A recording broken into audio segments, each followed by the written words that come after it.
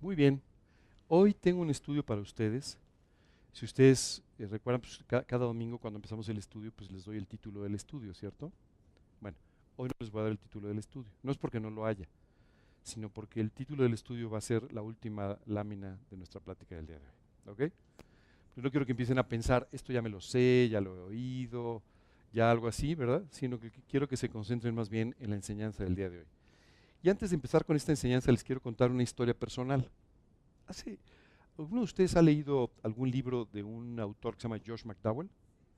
Solamente ha escrito 150 libros, así es que es uno de los escritores más prolíficos que hay hoy en día y ha escrito sobre temas de familia, sobre temas de salud, sobre casi cualquier tema, ¿de acuerdo?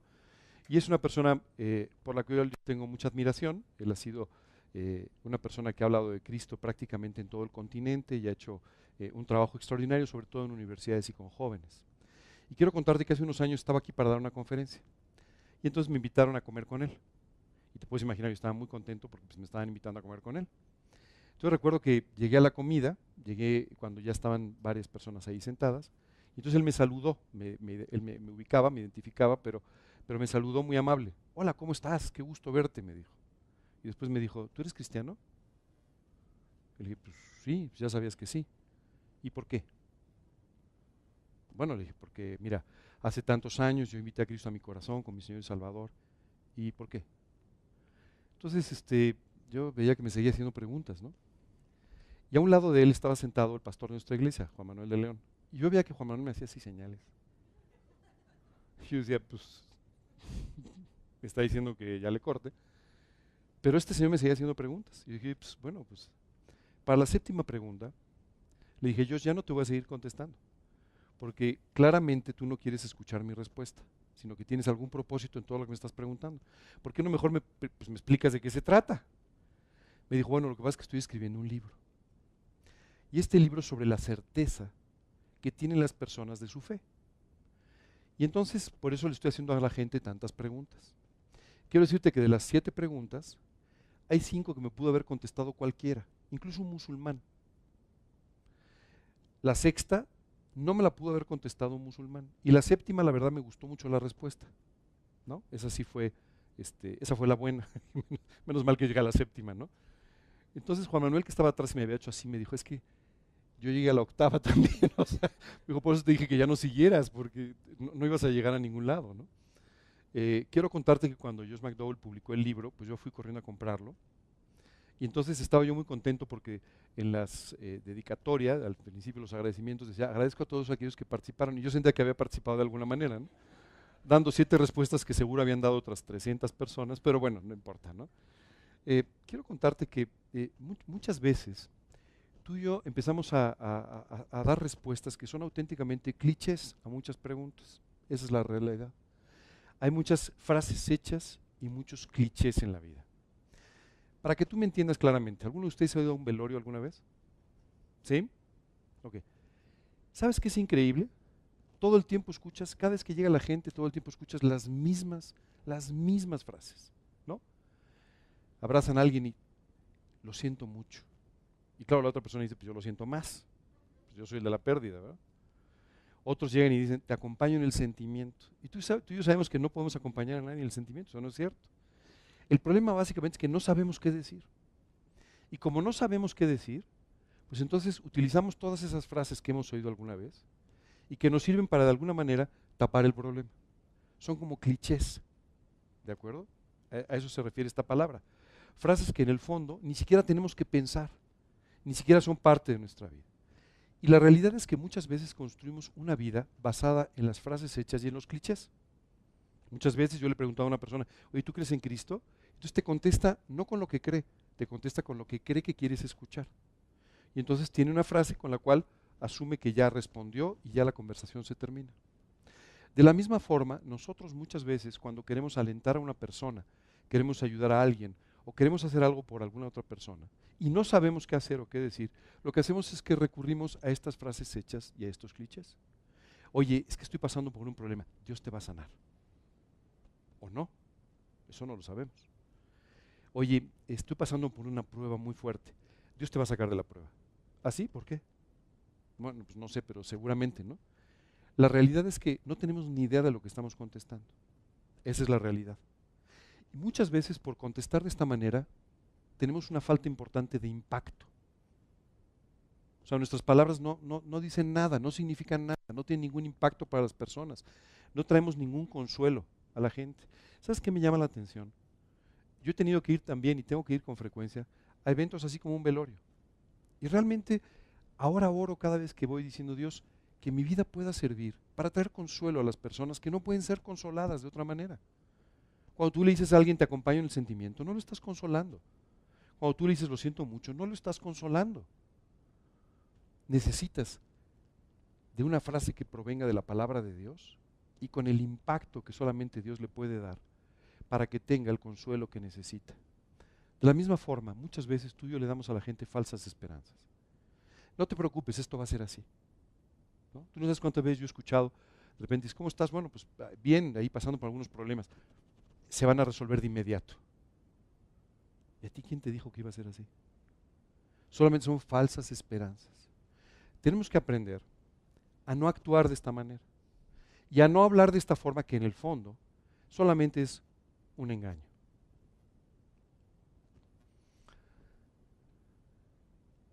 ¿Es cierto que las pruebas acaban siempre? ¿Es cierto que siempre te va a ir mejor? Hoy en día escucho a muchas personas que hablan de Cristo y les dicen a las personas, oye, tienes que invitar a Cristo a tu vida y todo te va a salir bien. Eso no es cierto. Oye, tienes que invitar a Cristo a tu vida y tu vida va a cambiar y va a ser maravillosa. Eso no necesariamente es cierto. Lo que la Biblia nos dice es que cuando tú y yo reconocemos delante de Dios que hemos pecado, que nos hemos equivocado y le pedimos que entre en nuestro corazón como nuestro Señor y Salvador, lo que Dios sí promete es que nos va a dar una eternidad a su lado en el cielo. Y lo que sí promete es que desde ese instante Él va a tomar el control de nuestra vida y va a bendecir nuestra vida abundantemente. Esto no significa que no tengas problemas. Esto no significa que seas millonario, como algunas personas dicen.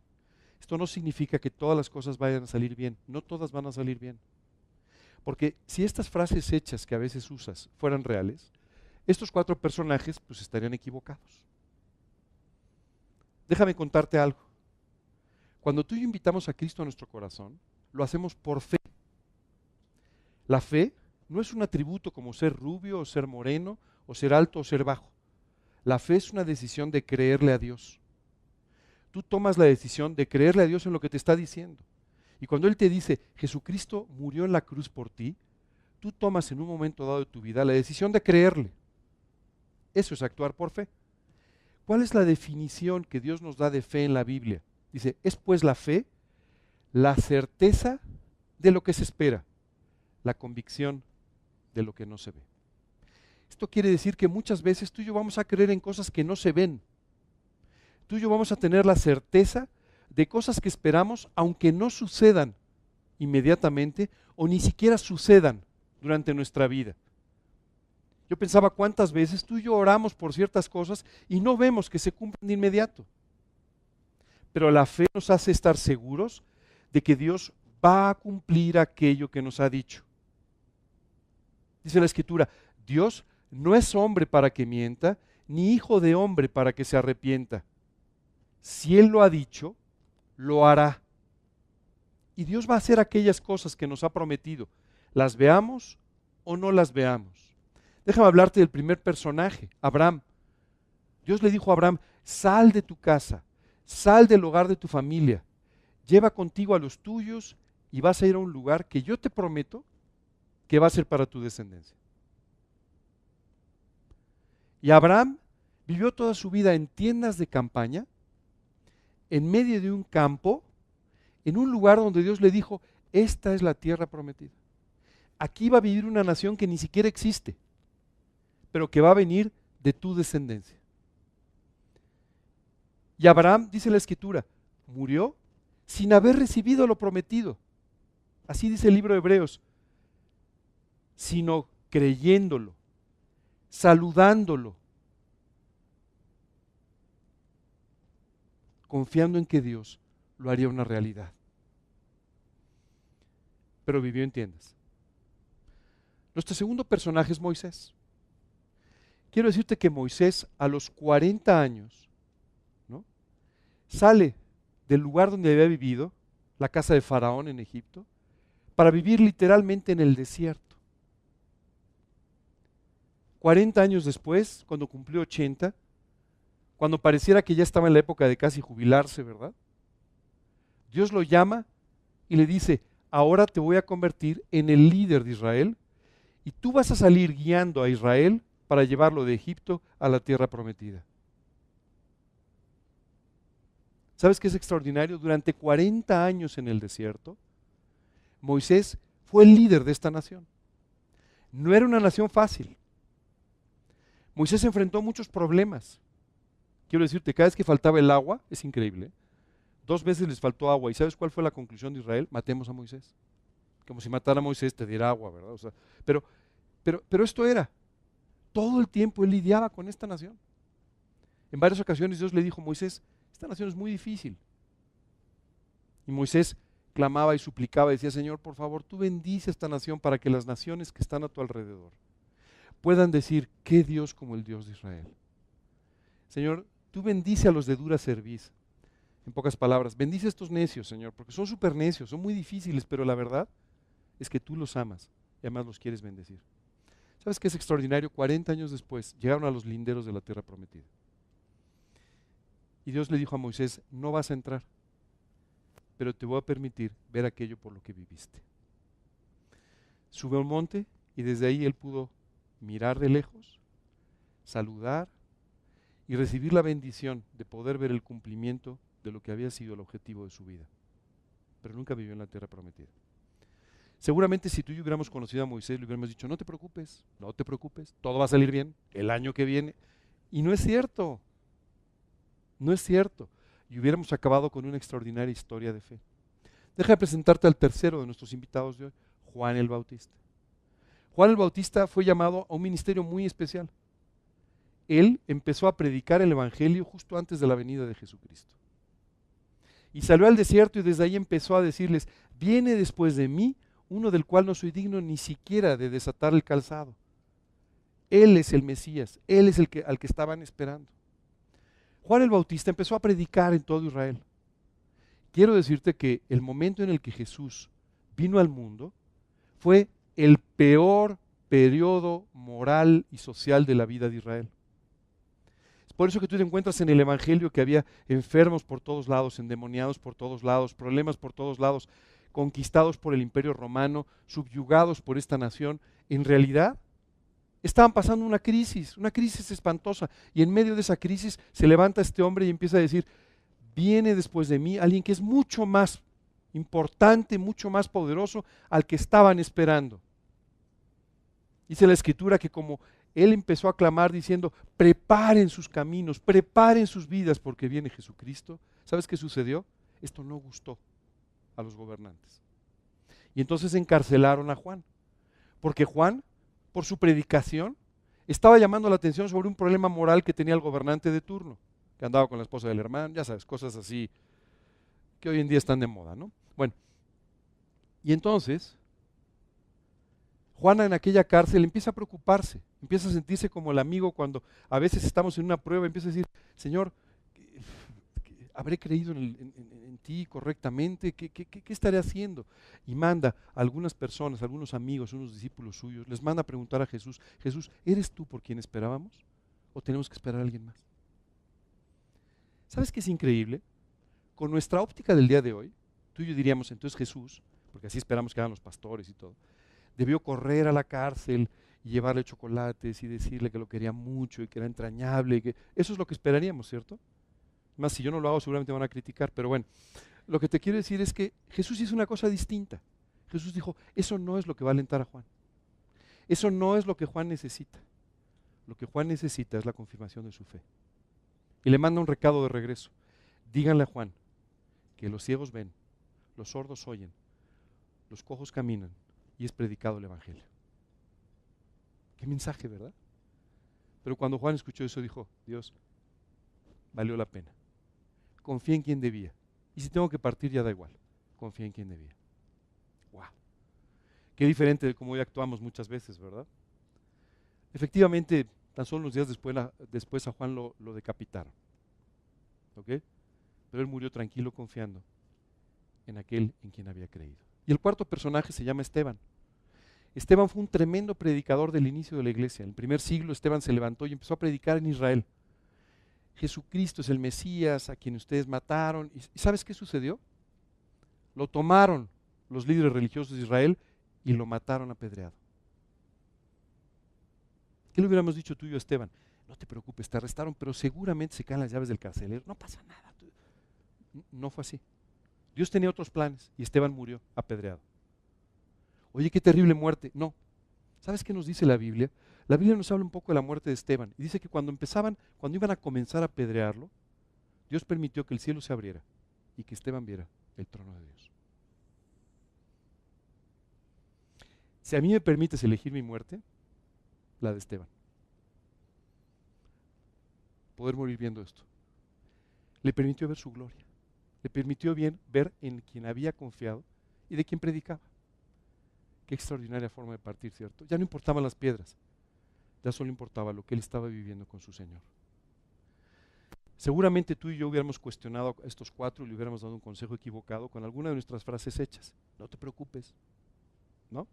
O con nuestra interpretación un poco rara de la voluntad de Dios, porque luego nos creemos profetas o secretarios de Dios. No, lo que te está pasando es porque Dios quiere hacer, cuando te llegó el mail del cielo diciéndote que era así. Eso no es así. Tú puedes asegurar lo que Dios dice en la Biblia, pero tú no puedes asegurar tus opiniones. Tus opiniones no son más que tus opiniones. ¿De acuerdo? Bueno. La verdad es que la enseñanza de la que vamos a hablar a partir de ahora no es una enseñanza fácil de explicar.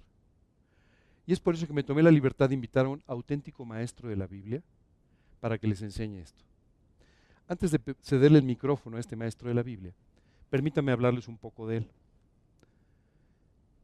Se llama Saulo y nació en un lugar llamado Tarso, en lo que hoy en día es Turquía, ¿de acuerdo? Muy cerca de este lugar, Antioquía, del que vamos a hablar un poco más. Y este hombre nos hace 3 descripciones de su vida a través de la Biblia. Nació por ahí entre el año 5 y el año 10 después de Cristo, no sabemos con exactitud. Nació en este lugar llamado Tarso. Se convirtió a Cristo en el camino a Damasco. Él era un perseguidor, se dedicaba a perseguir cristianos. Participó en la muerte de algunos cristianos. Y mientras él caminaba a Damasco para continuar con esta persecución, tiene un encuentro personal con Jesucristo que transforma por completo su vida. Fue enviado por Dios a predicar a los gentiles. Si algún día te sientes abrumado por tu trabajo, piensa en Pablo. Dios le dijo a Pablo, mira, a todos los apóstoles les estoy dejando Israel y a ti el resto del mundo. ¿Qué te parece? Bueno, le dejó un encargo extraordinario, ¿cierto? Y además le dijo, tú vas a hablar ante reyes, ante gobernantes, yo te voy a usar abundantemente y tú vas a saber lo que cuesta predicar mi nombre. Se congregó en la iglesia de Antioquía. Quiero contarte un poco la historia de Pablo. Cuando él se convierte en Damasco, ¿no? Él llega a esta ciudad y lo primero que dice es, bueno, pues ahora todo el mundo sabe que soy un perseguidor, cuando ahora me pare al frente y empiece a predicar, pues toda la ciudad se va a convertir. Y sí se convirtieron, pero en sus perseguidores. Esa es la realidad. Es más, fue de tal magnitud la persecución contra Pablo que tuvieron que bajarlo por la muralla de una ciudad para que no lo mataran. Esa es la realidad. Esa era la vida de Pablo. Y entonces Pablo dijo, no entiendo qué es lo que está pasando.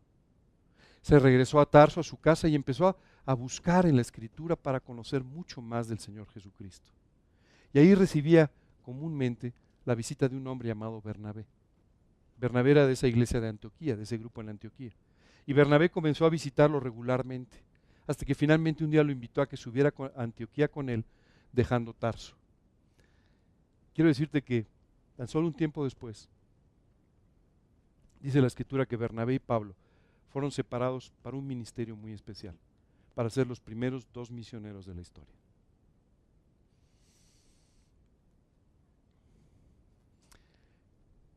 Y él cumplió con lo que le pidieron. Evangelizó el Medio Oriente, evangelizó todo el sur de Europa, y a través de su ministerio, su trabajo y las personas que se convirtieron a Cristo con él, toda Europa fue evangelizada, todo el mundo antiguo fue evangelizado. Escribió 14 de las epístolas del Nuevo Testamento. ¿Sabes cómo me imagino a veces a Pablo? un hombre con un morralito, literalmente caminando en sentido contrario, porque eso hacía.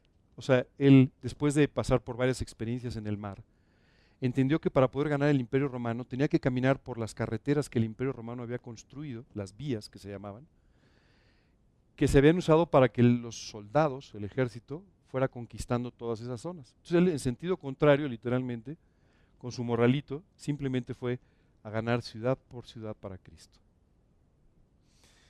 Efectivamente predicó ante reyes, ante gobernantes, y así es como se lo imaginó un pintor llamado el Greco. No tengo ni idea si se parecía mucho o no, pero así se lo imaginó él. Y Pablo, en el libro de Filipenses, nos habla un poco de cómo era él antes de su encuentro con Cristo en el camino de Damasco. Empieza diciendo que fue circuncidado al 8º día. Tú sabes que esto era una cosa muy importante, porque los judíos tenían como una ordenanza, el circuncidar a sus hijos como una señal del pacto de Dios con ellos. Y había que circuncidarlos, lo siguen haciendo, en el 8º día. ¿Tú sabes por qué el 8º día? Tú ya lo escuchaste. El 8º día es cuando los seres humanos tenemos ya suficiente coagulación. ¿Ok? Si tú hicieras la circuncisión en el 3er día, pues el niño se desangraría. Pero cuando lo hacen en el 8º día, el niño ya puede tener suficientes agentes coagulantes. Ya lo habías escuchado en una plática. Después dice, del linaje de Israel. Es decir, él provenía en realidad de una familia israelita. Dice además de la tribu de Benjamín. Oye, ¿por qué da énfasis a esto?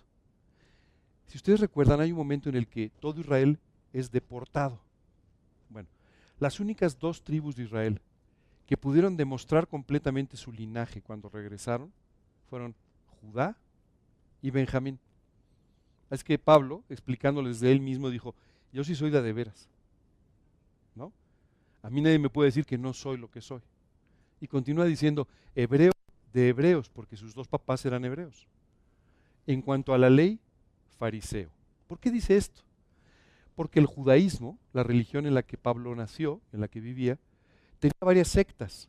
Hoy en día la palabra secta es así como, se oye muy mal, tú piensas secta y piensas en algún lugar en medio de las Guyanas, alguien tirándose por la ventana, pero la verdad es que secta simplemente es un grupo dentro de una religión que no coincide con los principios que otras personas dentro de esta misma religión llevan.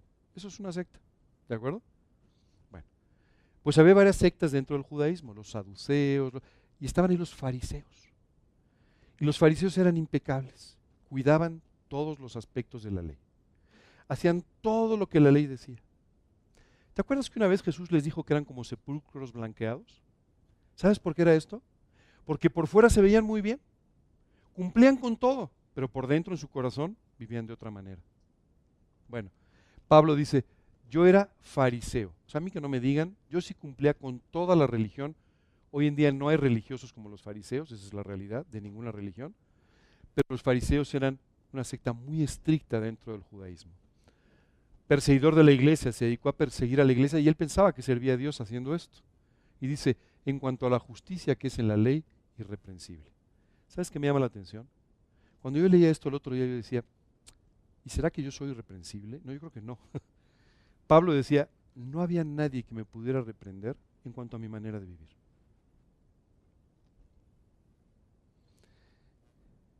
Pero se convierte a Cristo en el camino de Damasco. Y Pablo nos habla en 2 de Corintios cómo fue su vida después. ¿Por qué un hombre que lo tenía todo?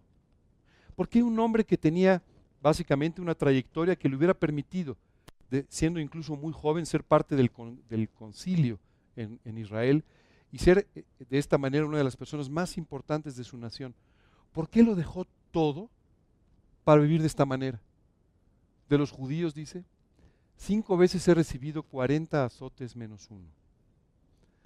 3 veces he sido azotado con varas. 1 vez he sido apedreado. 3 veces he padecido naufragios. Y 1 día he estado como náufrago en el mar. O sea, una vida de aventuras. Si tú pusieras esto en una película y no pusieras el nombre de Pablo, todo el mundo diría, qué exagerado, ¿no? Como dijo tu amiga, qué exagerado, esto no puede ser, esto es de la imaginación de un productor de Hollywood. Pero no fue así. Esta fue la vida de Pablo. Y después dice, en caminos muchas veces, en peligros de ríos, peligros de ladrones, peligros de los de mi nación, de gentiles, en la ciudad, en el desierto, en el mar, peligros entre falsos hermanos. Esta fue la vida de Pablo. En trabajos, en fatigas, en muchos desvelos, en hambre y sed, en muchos ayunos, en frío, en desnudez. Y después de estas cosas, lo que sobre mí se agolpa cada día, la preocupación por todas las iglesias. Este hombre, caminando por los caminos, pasó por todas estas dificultades y pruebas. Seguramente tú y yo nunca pasamos por esto. 3 naufragios, pues está imposible, ¿verdad? O sea, muy difícil, ¿verdad? Pero él pasó por todas estas pruebas. Era un hombre extraordinariamente probado. Era un hombre que había estado dispuesto a cambiar su antigua manera de vivir con todos los privilegios que tenía, por una vida de vivir que parecía una historia de aventuras, por amor a Dios. Hay una parte en Filipenses donde dice, y cuantas cosas eran para mí ganancia, las he estimado como pérdida, por amor de Cristo, por su conocimiento, por haberlo podido conocer. Pablo estaba seguro que estaba en el camino correcto, a pesar de todas estas cosas. Con nuestras ideas modernas le diríamos, Pablo, andas mal, ¿no? Esto debe ser un juicio, ya sabes tantas cosas que decimos, pero bueno. Pero Pablo vivía de esta manera. Oye, después de todo esto, quiero contarte la última parte de la historia de la vida de Pablo, porque es extraordinaria. Pablo fue arrestado en Jerusalén. Por causa de su fe, fue finalmente llevado a Roma, y ahí fue colocado en arresto domiciliario, esperando por una cita con el emperador de Roma. Cambió el emperador y llegó al poder un hombre llamado Nerón. Y a Nerón, que estaba un poco loco, se le ocurrió que incendiar una parte de Roma era muy bueno para componer poesía. Entonces incendió una parte de Roma. Claro, te puedes imaginar lo que los romanos con las casas incendiadas opinaron de Nerón. Y entonces Nerón, viendo lo que había hecho, buscó un culpable y dijo, los culpables fueron los cristianos. Y el líder de los cristianos, Pablo. Y entonces empezó una persecución en Roma como nunca había existido. Los cristianos fueron tomados y utilizados como antorchas humanas vivas para iluminar las calles de Roma. Y Pablo fue arrojado literalmente a un auténtico hoyo en lo que hoy llamaríamos una cárcel de alta seguridad. Desde ese lugar, con una vida aparentemente destruida y acabada, escribió la mayor parte de las epístolas. ¿Cómo es posible que un hombre que ha pasado por todo eso y que está pasando por situaciones como esas, esté preocupado por todos los creyentes en todos lados? ¿Cómo es posible que esté preocupado por escribir estas epístolas y esté preocupado solamente por la salud espiritual de los demás cuando podría estar amargado, cuando podría estar acabado? Y vemos como una de las epístolas dice, he peleado la buena batalla, he acabado la carrera, solo estoy esperando que Dios me lleve para poder disfrutar de todo lo que me ha prometido. ¿Cómo es posible todo esto? Bueno, pues nuestro maestro de hoy, el apóstol Pablo, nos va a explicar por qué. En una epístola, digámoslo así, se le escapó, por decirlo de alguna manera, a Pablo una cosa sumamente personal. Dice, conozco a un hombre en Cristo que hace 14 años, si en el cuerpo no lo sé, si fuera del cuerpo no lo sé, Dios lo sabe, fue arrebatado al paraíso donde oyó palabras inefables que no les daba al hombre expresar. Pablo aquí nos dice, hace 14 años, no sé cómo, ni siquiera entiendo de qué manera, Dios me llevó al cielo. Me permitió ver el cielo y me permitió escuchar cosas para las cuales ni siquiera hay palabras humanas.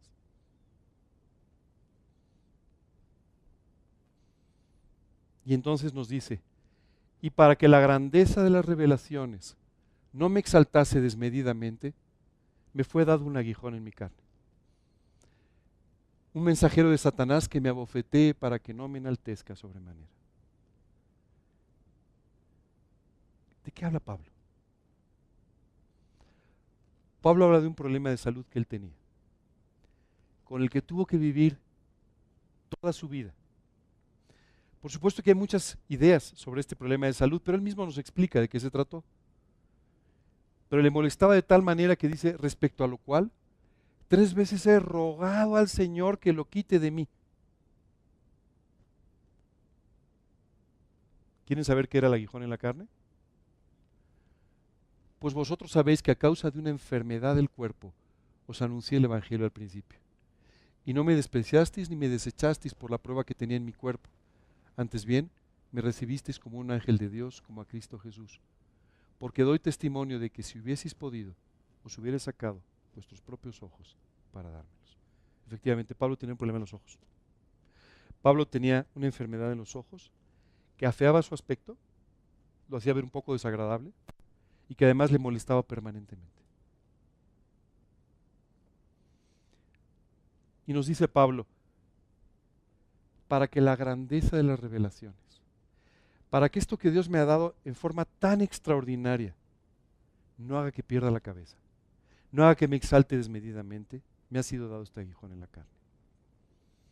Mientras leía este pasaje pensaba en lo que Dios nos ha regalado a ti y a mí. Tú y yo no hemos sido llevados al cielo. Algún día estaremos ahí, pero todavía no hemos sido llevados al cielo. Pero sí pensaba, cuántas cosas Dios nos ha permitido ver en nuestra vida. El viernes pasado estuve conversando con una familia a la que le tenemos mucho aprecio y estábamos conversando de algunos aspectos relacionados con lo que había sido mi vida hace muchos años, la vida de mi familia, su vida. ¿Y sabes qué me impresionaba?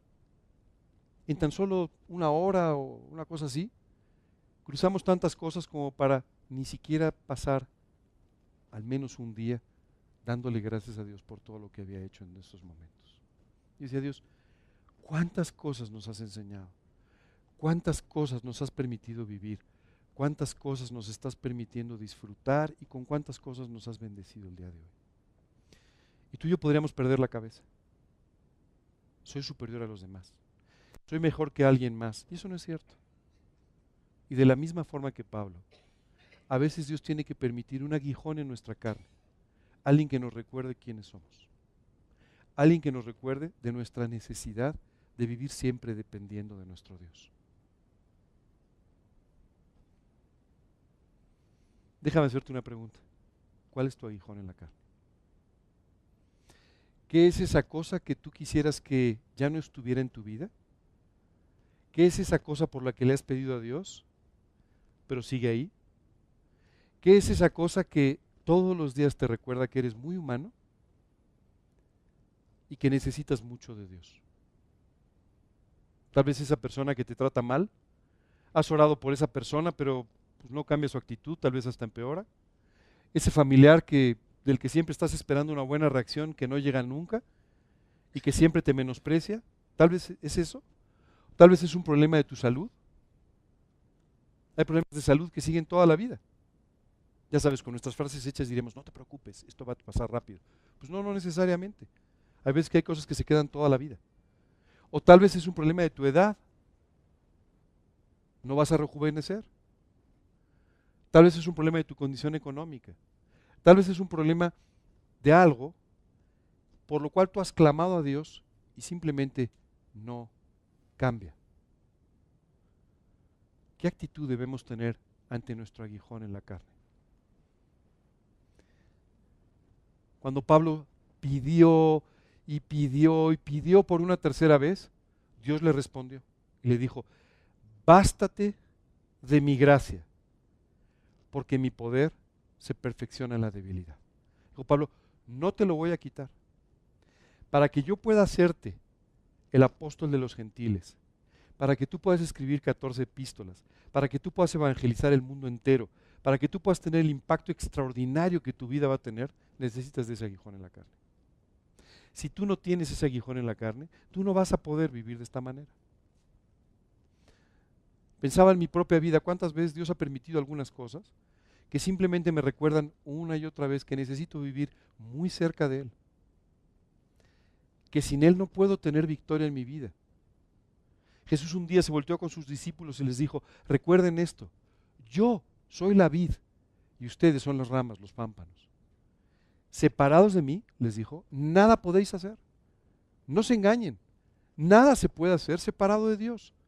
Y es por eso que tú y yo necesitamos de esta dependencia, que a veces Dios tiene que recordarnos a través de este aguijón en la carne. Y es por eso que Dios le decía a Pablo, que sea suficiente para ti mi gracia. Bástate de mi gracia, porque mi poder se perfecciona en la debilidad. Y cuando Pablo entendió esto, ¿sabes qué dijo? Por tanto, de buena gana me gloriaré más bien en mis debilidades, para que repose sobre mí el poder de Dios. Él decía, cuando me siento débil, entonces Dios me hace fuerte. Cuando reconozco mi debilidad, entonces echo mano del Dios Todopoderoso que puede hacer cualquier cosa. Quiero explicarles algo. Cuando tú y yo invitamos a Cristo a nuestro corazón, Dios no nos invita a vivir una vida normal. No te dice, te voy a mejorar un poquito, ¿no? Te voy a hacer un poco más agradable. No. La Biblia dice que nos invita a vivir una vida sobrenatural. Y la vida sobrenatural está fuera de tus posibilidades y de las mías. Nosotros, tú y yo, no podemos vivir de esa forma. Esta vida sobrenatural es algo que solo Dios puede hacer una realidad para ti. ¿A qué me refiero con una vida sobrenatural? Aquella en la que tú y yo oramos y Dios responde. Y Dios transforma las vidas de los demás. Y Dios transforma las circunstancias. Y Dios literalmente cambia el mundo a través de tus oraciones. Una vida sobrenatural es lo que Dios tiene para ti. Pero para que esto sea posible, Dios tiene que recordarte quién eres, cuáles son tus debilidades. Y de esa manera, clames y supliques, porque Dios tome el control, la soberanía y pueda convertir todo esto en una realidad en tu vida. Creo que las tienes claras, pero de todos modos te puedo ayudar un poco esta mañana. ¿Cuáles son tus debilidades? A veces tenemos problemas, te voy a mencionar algunos. Necesidad de aceptación. ¿Tú sabes cuántas personas se meten en problemas toda su vida por esta necesidad de aceptación? Alguna vez leí un estudio, no recuerdo mucho los datos, pero recuerdo cómo hablaban de que la mayor parte de las personas que entran en pandillas y entran en este tipo de conductas delictivas, lo hacen simplemente por ser aceptados por alguien. Porque no fueron aceptados en su casa, porque no fueron aceptados por su núcleo familiar, y entonces buscan que alguien los acepte. Y están dispuestos a hacer cualquier cosa, incluso equivocada por aceptación. ¿Cuántas decisiones equivocadas has tomado para que ser aceptado por los demás? ¿Cuántas veces has dejado de predicar de Cristo simplemente por ser aceptado por los demás, para que no te rechacen? De la misma forma, a veces tenemos una profunda necesidad de cariño y hacemos cualquier cosa por esto. A veces es increíble, pero hoy en día tenemos una auténtica crisis en este mundo de jóvenes adolescentes embarazadas porque simplemente confundieron lo que era el afecto que debían recibir con una relación física. Y sabes, esto es una auténtica crisis, simplemente provocada por la necesidad de cariño. Muchas veces tú y yo estamos dispuestos a hacer cualquier cosa por sentirnos acogidos y que la gente nos quiera, ¿cierto? A veces la soledad. Hay personas que no saben o no sabemos vivir en soledad. A veces nuestras limitaciones físicas son nuestra propia debilidad. A veces nuestras limitaciones intelectuales. Hace un tiempo leí una historia muy conmovedora de una mujer inglesa que se dedicaba a hacer el quehacer en una casa. Esta mujer amaba al Señor con todo su corazón y orando, estaba segura de que Dios la quería como una misionera en China. Y esta mujer entonces fue a una institución y dijo, oiga, yo quiero salir de misionera a China. ¿Qué tengo que hacer? Bueno, le vamos a hacer unos exámenes, le dijeron. Con los resultados de los exámenes le dijeron, mire, usted no puede salir a China de misionera, porque usted no tiene el coeficiente intelectual para aprender el chino. Sí sabes que los chinos son más inteligentes, ¿no? No, no es cierto. Pero le dijeron, usted es una adulta y ya no puede aprender chino. No hay forma de que usted lo aprenda. Así es que usted no puede ir a China. Ella salió de ahí preocupada, no, ella salió diciendo, Señor, no importa lo que digan, yo sé que tú me quieres en China, y yo no sé cómo voy a aprender chino, pero yo me voy a ir a China. Como ni siquiera sabía muy bien dónde estaba China, tomó un tren y se fue caminando. La historia es verdaderamente enternecedora, porque hubo un momento en que el tren simplemente llegó al final y le dijeron, Señora, ya no se puede pasar más porque además hay una guerra allá adelante. Y ella preguntó, ¿pero para dónde queda China? Estaba en Rusia, o sea, faltaban muchos kilómetros. Dijo, pues mire, China debe estar por allá adelante, pero pues no se puede pasar. Bueno, pues gracias, agarró su mochila y se siguió a China. La historia es verdaderamente enternecedora. Dice que mientras caminaba en la nieve en la noche, acercándose a algún poblado desde donde pudiera volverse a conectar para ir a China, escuchaba aullidos y ella decía, qué desconsiderada es la gente en estos lugares, con el frío que hace y los perros sueltos en la noche. Nunca pensó que eran lobos. Mientras escribía su biografía, decía, yo le doy muchas gracias a Dios por mi ignorancia, porque eso permitió que yo no me asustara. Permitió que yo nunca midiera lo que estaba haciendo y finalmente Dios me llevó a China. No solamente la llevó a China, no solamente aprendió el chino. Hoy en día hay una estatua en China que conmemora su vida por el impacto extraordinario que tuvo en la sociedad china. Si tú te sientes limitado intelectualmente, o espiritualmente, o físicamente, eso solamente está en tu mente. Nada más. Pero esa vida sobrenatural a la que Dios te llama está por encima de todo esto. A veces tus limitaciones económicas o cualquier otra cosa que se te ocurra. Seguro que cuando hablamos de debilidades me vas a ayudar encontrando algunas más. Bueno, fíjate lo que decía Pablo de sus debilidades. Por lo cual, por amor a Cristo, más bien me gozo en mis debilidades, en afrentas, en necesidades, en persecuciones, en angustias, porque cuando soy débil, entonces soy fuerte. Pablo decía, qué bueno que tenga problemas, qué bueno que tenga que pasar por angustias, porque también se angustió, ¿eh? Qué bueno que todo esto solamente revela mis debilidades y me hace estar más cerca de Dios y me permite servirle aún más abundantemente. Pablo encontró el principio extraordinario, la gracia. Bástate de mi gracia. ¿Necesitamos tú y yo la gracia de parte de Dios? Por supuesto, la Biblia dice que somos salvados por gracia. La necesitamos para nuestra salvación. La Biblia dice que tú y yo tenemos que hacer prácticamente cualquier cosa, servirle, incluso cualquier otra cosa, por gracia. Y si tú y yo no aprendemos a depender de la gracia de Dios, nuestra vida nunca podrá ser útil en sus manos.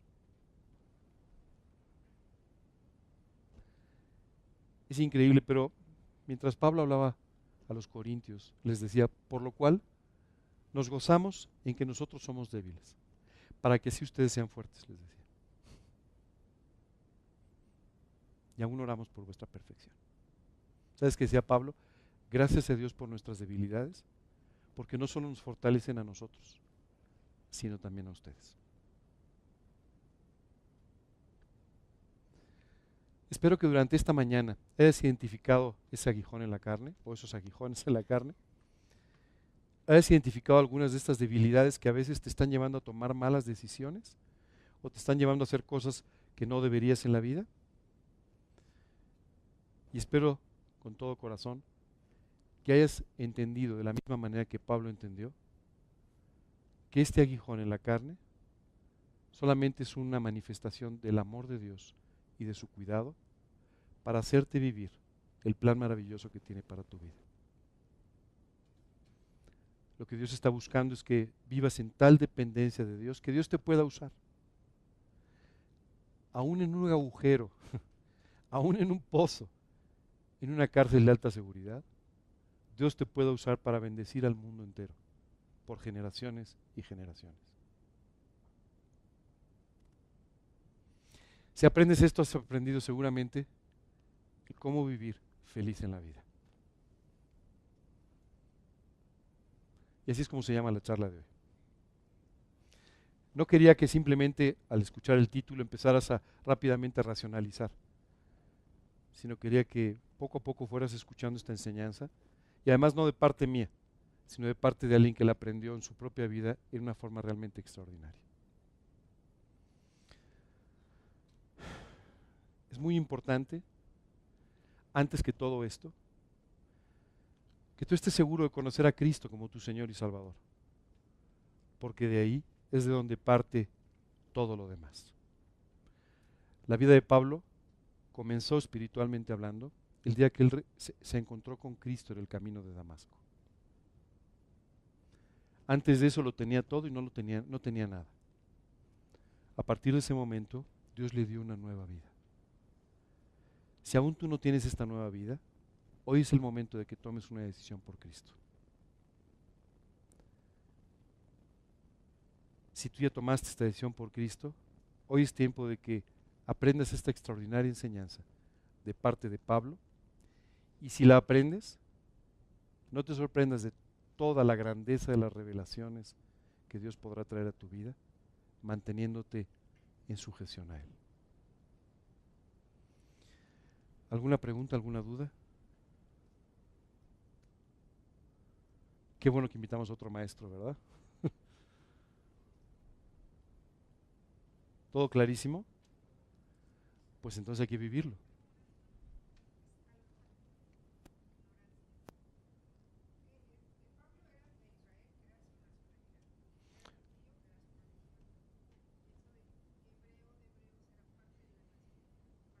No, hebreo de hebreos es porque era hebreo por los dos lados. O sea, era judío, judío. ¿Me entiendes? O sea, era... eh, no, su familia no se había, ellos lo consideraban así, contaminado con ninguna otra raza, sino que él provenía de los dos lados de su familia, él era judío. Esto para los judíos era muy importante, especialmente en aquel momento. Todavía un poco, pero especialmente en aquel momento era muy importante. Bueno, lo que pasa es que él había nacido en Tarso, y Tarso era una provincia del Imperio Romano, pero una provincia conquistada por el Imperio Romano, ¿de acuerdo? Entonces él tenía la ciudadanía romana, ¿ok? Esto es como si tú traes aquí un judío a México, ¿no? O bueno, más bien si un judío nace aquí en México, pues él es judío, pero él tiene la nacionalidad del lugar donde nació. Y Pablo nació en Tarso, que era parte de una provincia romana. Por eso él, como alguien de España, por eso es que él pudo exigir ser entrevistado por el emperador, clamando, diciendo que él era ciudadano romano, ¿no? Literalmente la expresión es apeló a César. Este era un mecanismo legal que había en el imperio. Cuando un ciudadano romano sentía que lo estaban tratando mal, él podía apelar a César, y esto le daba el derecho de tener una entrevista personal con el emperador de Roma que resolviera su caso. Yo te puedes imaginar, con el tamaño del imperio, pues no llegaba ni a verlo, ¿no? Pero bueno, Pablo nunca llegó a verlo, pero bueno, ese era otro tema. Pero era una especie de lo que hoy se llama amparo, el juicio de amparo hoy en día, pues eso, el equivalente era apelar al César. Ujú, ujú. ¿Alguna otra pregunta? ¿Qué personaje Pablo, verdad?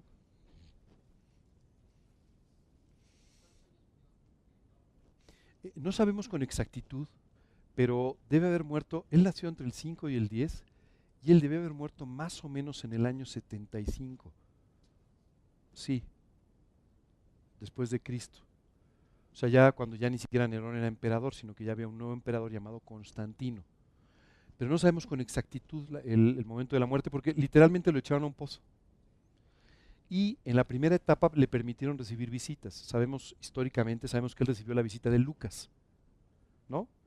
Lucas, quien escribió el Evangelio de Lucas y el libro de los Hechos, ¿ok? Pero después de eso ni siquiera ya le permitieron tener más visitas. Entonces no sabemos con exactitud. Ahí murió. La tradición dice, pero es tradición, no hay una constancia histórica, dice que fue decapitado en aquella cárcel. No lo sabemos. No, no, la verdad que no lo sabemos con exactitud. Sí, bueno, sí, así que la película, segunda película 3-3, ¿no? No, no sé. No sabemos con exactitud. Lo que sí sabemos es que murió en aquella cárcel, o sea, nunca salió ya de ahí, ¿no? Sí. Eric. Sí, exactamente. Sí. Por cierto, si les interesa, hay un libro que se llama eh, La pequeña gran mujer en China. Así se llama, es la biografía de esta mujer, que vivió a finales del siglo XIX y principios del siglo XX. Sí, es que no puedo pronunciar bien el apellido, por eso no lo dije. Pero si buscan en internet, buscan el libro, lo van a encontrar. Es un libro además precioso. ¿Alguna otra pregunta, duda? ¿No? ¿Todo bien? Bueno, vamos entonces a orar para terminar. Algo así.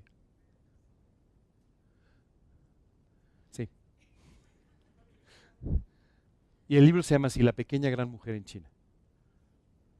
Sí. Por cierto, esta mujer tuvo tanto impacto que ahora sí, Hollywood le hizo una película, lo cual es algo así como extraordinario. La película de Hollywood se llama, no sé, no me acuerdo, La pagoda de las siete puertas, no me acuerdo, algo así se llama.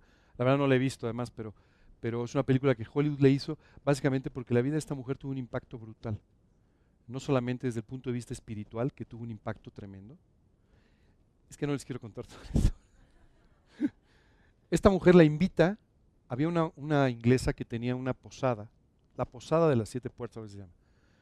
Tenía una posada, entonces ahí recibía a los chinos que venían de camino, en China, en un lugar de China, entonces les hablaba de Cristo mientras cenaban.